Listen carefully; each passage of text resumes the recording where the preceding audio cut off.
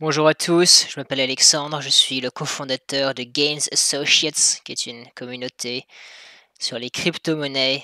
Et aujourd'hui, je vais vous parler des news dans crypto et blockchain. On est le 11 avril 2020. Il ne se passe pas grand-chose sur les marchés, quelques pourcentages en baisse ou en hausse, rien à signaler vraiment. Aujourd'hui, on va parler de trois choses principalement.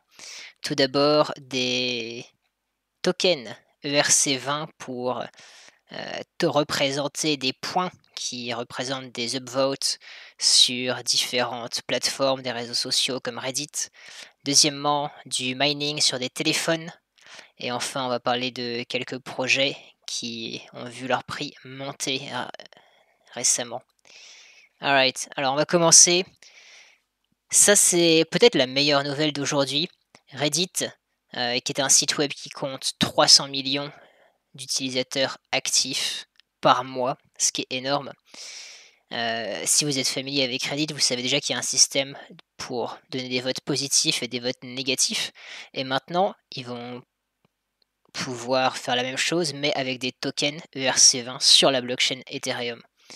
Et ce qui est vraiment génial en fait, c'est que les utilisateurs vont devoir créer des wallets, des portefeuilles. Et pour ça, ils vont avoir besoin d'avoir une clé privée. Ce qui veut dire que potentiellement, il va y avoir un influx énorme de nouveaux wallets. Et c'est un très bon signe évidemment parce que ces gens vont sans doute, un pourcentage non négligeable, va avoir envie de se renseigner sur les cryptos en général et peut-être plus précisément sur ce que c'est qu'Ethereum, sur ce qui se passe en DeFi, DeFi, Decentralized Finance, la finance décentralisée. Donc c'est super intéressant, c'est très cool. Après, ils ont mis quelques petits gimmicks qu'on retrouve sur pas mal de coins de nos jours. Il va y avoir un système de burning, donc ils vont brûler certains tokens quand les gens vont les utiliser pour acheter des abonnements sur la plateforme et ce genre de choses. Ça pourrait être utilisé pour voter. Et un peu à la manière d'une ICO, Reddit va se réserver un certain pourcentage de tokens pour les admins, pour la boîte en elle-même et aussi pour des projets pour la communauté, pour avoir quelques fonds comme ça. Globalement, une nouvelle très sympa qui devrait amener beaucoup de nouveaux utilisateurs en crypto. Donc, je suis très content. Deuxième nouvelle qui est assez similaire, mais d'une magnitude un peu plus faible, c'est quasiment pareil. Et voilà, ici, on touche à un problème qui est récurrent sur les plateformes pour créer du contenu. C'est que les gens qui créent de la valeur, ne sont pas vraiment récompensés, souvent en fait, c'est le propriétaire de la plateforme qui va toucher l'argent et le pauvre utilisateur qui crée son article, qui crée sa musique, qui crée sa vidéo ou peu importe, bah, il a peut-être, des points virtuels en ligne, des upvotes sur Reddit, mais il va pas pouvoir aller acheter sa baguette avec ça. Donc c'est un moyen de changer les choses, les cryptos, si, ça peut être implémenté pour ce use case. Voilà, de vraiment que ceux qui créent la valeur soient récompensés. Et donc dans ce cas-là, avec, LKS, ils travaillent avec, un réseau social qui s'appelle Cam.tv, qui a quand même 300 000 utilisateurs et il y a 20 000 transactions par jour qui, sont la conséquence des likes sur ce site web. Donc en plus, de potentiels nouveaux wallets, ça peut aussi créer, un afflux de transactions sur les réseaux, sur la blockchain Ethereum et c'est quelque chose à garder en tête pour tous les projets qui touchent à la scalability, voilà pour, ce qu'on arrive à avoir plus de transactions par seconde, parce qu'actuellement, c'est une dizaine de transactions par seconde, sur Ethereum, ce qui est pas beaucoup. Alors, une autre news qui est assez intéressante, qui peut sembler énorme, mais qui je pense ne l'est pas tant que ça, même si c'est quand même à noter.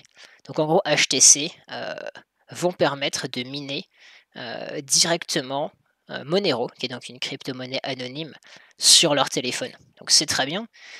Surtout, ce qui est vraiment impressionnant, c'est qu'il y a 3,5 milliards de téléphones dans le monde. Donc évidemment, ça pourrait contribuer de manière très significative à la décentralisation euh, du minage et donc rendre ces réseaux plus sécurisés. Euh, Voilà, ici, il y a un chiffre, je crois intéressant.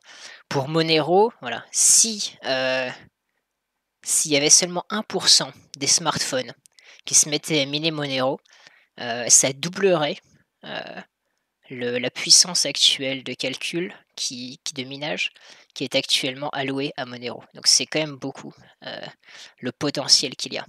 Après, pour relativiser un peu les choses, la puissance de calcul sur chaque téléphone est très, très faible, ce qui fait que les gains vont aussi être très, très faibles. Ici, on voit le chiffre, c'est un tiers de centime par jour qu'on pourrait gagner sans compter les coûts d'électricité.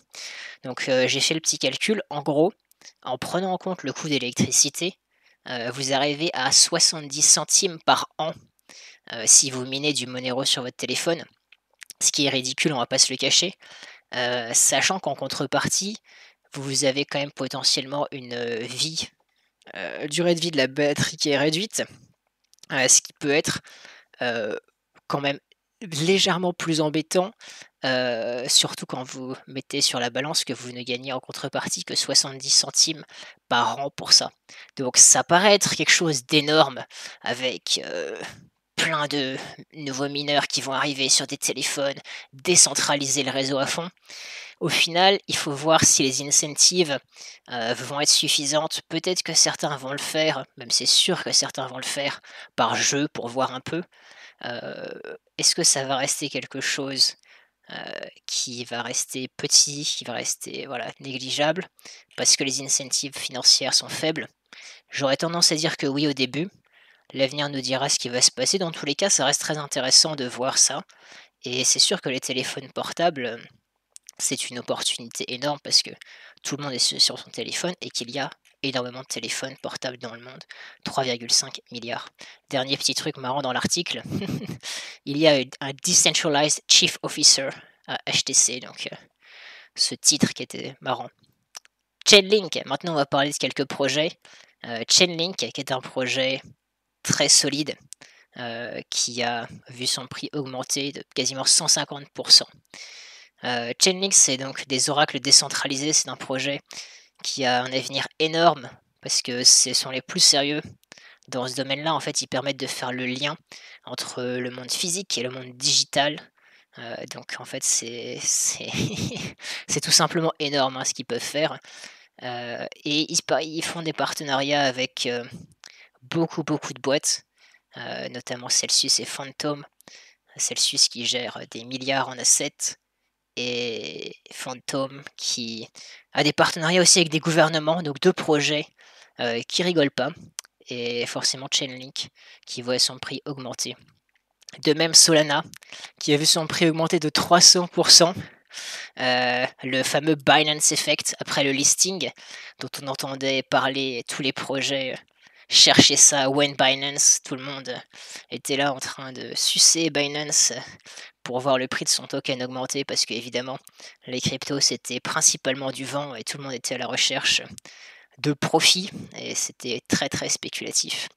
Ça, c'était en 2018 principalement, un peu en 2019 et en 2020, ça s'était vraiment calmé, mais de temps en temps, on voit encore ça. Donc voilà un bon exemple avec Solana qui est aussi un projet vraiment solide et assez technique. Voilà, c'est encore possible d'avoir, de gros mouvements de prix après des annonces de listing, même en 2020.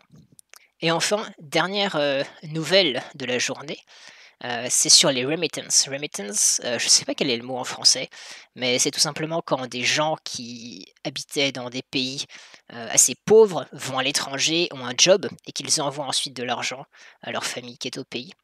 Et dans ce cas-là, c'est aux Philippines. Et donc, le système bancaire, ne paraît pas encore assez adapté, pour pouvoir faire ça avec peu de frais, rapidement et facilement. Et donc ils utilisent beaucoup Ripple et la paire XRP-PHP, qui est, la monnaie des Philippines, a vu son volume augmenter très significativement. Donc, encore, une preuve qu'il y a des vrais use cases pour la crypto-monnaie, notamment dans les pays où le système bancaire peut être encore, assez faible et pas aussi développé que chez nous. Voilà, c'était tout globalement pour aujourd'hui. J'espère que vous avez aimé et on se voit demain pour d'autres news.